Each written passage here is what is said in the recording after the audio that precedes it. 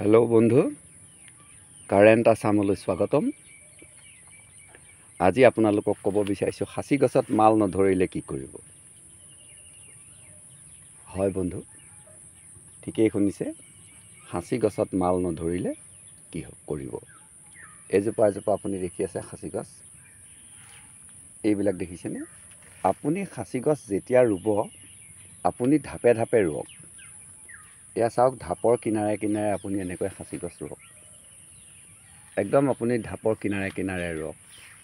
যিমান আপোনাৰ সাঁচি খেতি কৰিবলৈ মন আছে, আপুনি কিনাৰে কিনাৰে ৰুৱক, যাতে সি আপোনাক আমনি নকৰে। সাঁচি পুলি এডালত যেতিয়া মাল নধৰিব, তেতিয়া আপোনাৰ এটা সমস্যা আহি যায় যে এইডালত মাল নাই, কি কৰিম, এইডালত মাল নাই, কি কৰিম। তো কথা হ'ল, সাঁচি গছত মাল ধৰিবই। সাঁচি গছত মাল ধৰিবই। পোকে নধৰিব পাৰে, কিন্তু মাল ধৰিব। মই আকৌ কৈছোঁ যে পোকে নধৰিব পাৰে, কিন্তু সাঁচি গছত মাল ধৰিবই। সাঁচি গছৰ পৰা মাল উলিয়াবৰ কাৰণে পোকে ধৰিব লাগিব বুলি বিশেষ কথা নাই। কথা হ'ল, যদি পোকে ধৰে তেতিয়া অতি উন্নত মানৰ আগৰ সঞ্চিত হয়। এজোপা সাঁচি গছত যদি পোকে ধৰে, তেতিয়াহ'লে অতি উন্নত মানৰ আগৰ লাভ কৰিবলৈ সক্ষম হ'ব। আৰু যদি মাল নধৰে, অৰ্থাৎ পোকে নধৰে, তেতিয়াহ'লে আপোনাৰ গছজোপা ডাঙৰ হৈ যাব।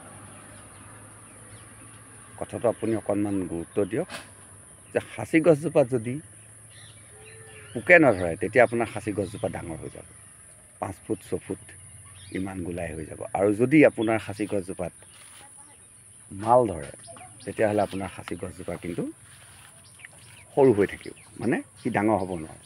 কিন্তু যেতিয়াই পোকে ধৰিব, তেতিয়াই সাঁচি গছ এজোপা ৰুই দিব। হেল্ল' বন্ধু, ঠিকেই শুনিছে, যেতিয়াই সাঁচি গছজোপাত পোকে ধৰিব, তেতিয়া আৰু সাঁচি গছজোপা ডাঙৰ হ'ব নোৱাৰে। তাৰমানে সাঁচি গছজোপাৰ অলৰেডি লাইফটো ৰৈ গৈছে, মানে পোকে তাৰ মজ্জাটো খাই দিছে। আৰু সেই গছজোপা ভিতৰত আগৰ সঞ্চিত হ'ব, আৰু সেই আগৰকে আপুনি অত্যাধিক দামত বিক্ৰী কৰিব পাৰিব। কিন্তু যদি আপোনাৰ সাঁচি গোটেই গছজোপাতহে ওলাব 20 কেজি, মানে পাতে পটুৱাই জুখিলেহে ওলাব 20 কেজি, তেতিয়াহ'লে আপুনি সেইজোপাত কেনেকৈ লাখ টকা পাব। এই পুলিটো আপুনি মন কৰক, ইয়াত মাল ধৰিলে, ফুটা কৰিলে, গছজোপা কিন্তু নেবাঢ়িলে।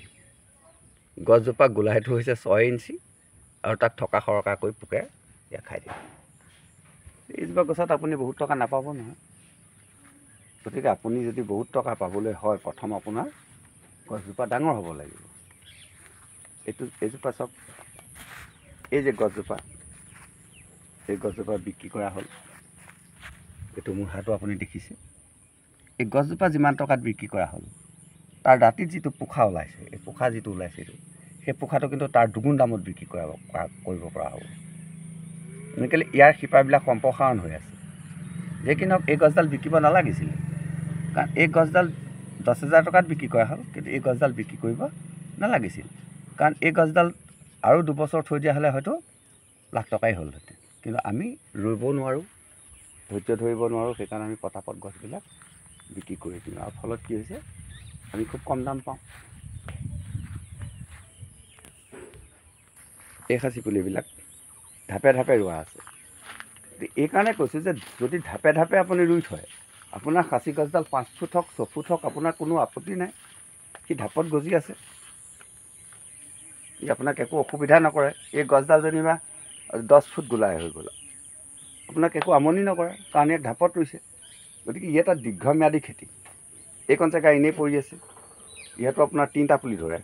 গতিকে এনেকৈ আপোনাৰ ঘৰত যিমান জেগা আছে, আপুনি ঢাপে ঢাপে পুলি ৰুৱক, ঢাপে ঢাপে ৰুৱক, একেবাৰে ঢাপে ঢাপে ৰুৱক। যিমান জেগা আছে আপুনি ঠাহি যাওক, আৰু সি মাল ধৰিছে নাই আপুনি চিন্তা কৰি নাথাকিব। এই গছজোপাত মাল আছেনে নাই, এইটো মোৰ চিন্তা কৰি থাকিবলৈকে কোনো কাৰণেই নাই, কাৰণ ই যথা সময়ত ইয়াক ডালে পাতে চবেই বিক্ৰী হৈ যাব। এনেকুৱা দিন আহিব যে ইয়াৰ ডাল পাত একো নাথাকিব। কিন্তু এটা কথা কওঁ, যে আপোনাৰ অঞ্চলত যদি সাঁচি গছ কম আছে, আপুনি গোটেই অঞ্চলটোত সাঁচি গছৰ খেতি ঘৰে ঘৰে কৰিবলৈ মানুহক উৎসাহিত কৰক। কাৰণ আপোনাৰ ঘৰতে মাত্ৰ এতিয়া ধৰক লখিমপুৰৰ নাৰায়ণপুৰত দুজোপা গছ আছে, 10 ফুট গোলাই হৈছে, মাল নাই।